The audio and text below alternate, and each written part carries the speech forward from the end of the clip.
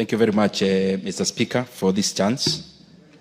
Mr. Speaker, even on the onset, it's very important to discuss also the soft side of our country. The country we call Kenya, in the definition of it, Honorable Speaker, is just boundaries. And I'm saying so because many times we confuse between several things. One, what is the country, the republic, the nation, the government, and the state. Honorable Speaker, what we call a country is just by the boundaries that define where Kenya lies. The other functions, Honorable Speaker, that defines what the state is the state apparatus, Honorable Speaker, the institutions of governance, which predominantly are made on the institution that guarantee the rule of law and accountability, rule of law, of course, through the judiciary, accountability through democracy in a house like the legislature, and also a functional modern state, which then defines the executive. Honorable Speaker, many times you don't talk about what the nation is, the nation of Kenya. And Honorable Speaker, I've talked about the country called Kenya. I've talked about the state, which makes the apparatus of the institution of governance.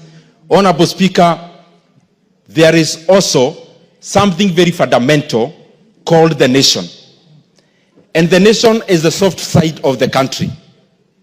And Honorable Speaker, many times, even economically speaking, many countries actually progress when they have been able to align their culture. And Honorable Speaker, many times we confuse the culture and the language. That is only one side of what we call the nation, or a shared identity, or a shared values. The soft side of the country, Honorable Speaker, encompasses and answers the question of who are we as a country, who are we as a citizenry. Honorable Speaker, one could be language, others could be shared values, others could be even our temperament, others could be our disposition as a people, because, Honorable Speaker, all these soft sides of what defines the people form what is called the culture. Honorable Speaker, in this modern era, it is beholden upon all of us. And that is why culture is always actually not static, Honorable Speaker. It is progressive and dynamic. It behoves all of us to look at the segments of our culture which then brings identities that are static. Identities, Honorable Speaker, that then brings about fault lines in the relationships of the people.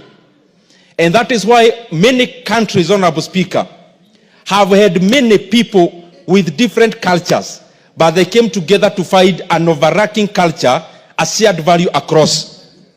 That is why a country like Switzerland is actually more fragmented in terms of ethnicities than Kenya. But when you look at it, it is more cohesive. A country like Tanzania, Honorable Speaker, is more fragmented in terms of ethnicities. But when you go to Arusha or Dar es Salaam, and you ask anyone which tribe you come from, the first thing they ask you is, are you Kenyan? And Honorable Speaker, what I'm just trying to say is that it is important progressively. It may not happen very suddenly. Progressively, that for a country to actually thrive economically, they have to pull in one direction. And for a people to pull in one direction, they have to be the same people. That homogeneity of the people, Honorable Speaker, comes about by coming up with a culture that overacts and a culture that is shared across all people. People could be speaking different languages. People could be different even in their appearance, Honorable Speaker. But it is important, even for a country to thrive, that we pull in one direction. And for us to pull in one direction, we first of all have to deal with the fault lines. We have to deal, Honorable Speaker, with things that divide us and find an overarching culture and shared values that bring us together as a people. And upon that, Honorable Speaker, the beauty is that we always have a chance. As a country, we have a chance. As a continent, we have a chance, Honorable Speaker, so that we can define ourselves, Honorable Speaker, through an overarching identity, and an identity that which is not static but which is fluid.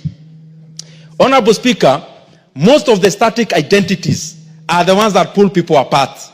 For example, when you are born in a different, speaking in a different language, Honorable Speaker, many times, therefore, in that particular ethnicity you come from, you may never be able to change it in your lifetime. But, Honorable Speaker, also, another static identity that we always have to live with, Honorable Speaker, many times it comes as religion. Honorable Speaker, there are also other fundamentally static identities. But the current era, the modern age of nation building, Honorable Speaker, departs from those static identities and chaperones and comes up, Honorable Speaker, with a fluid identity where people can cross over. In the identities that are static, you can't cross over.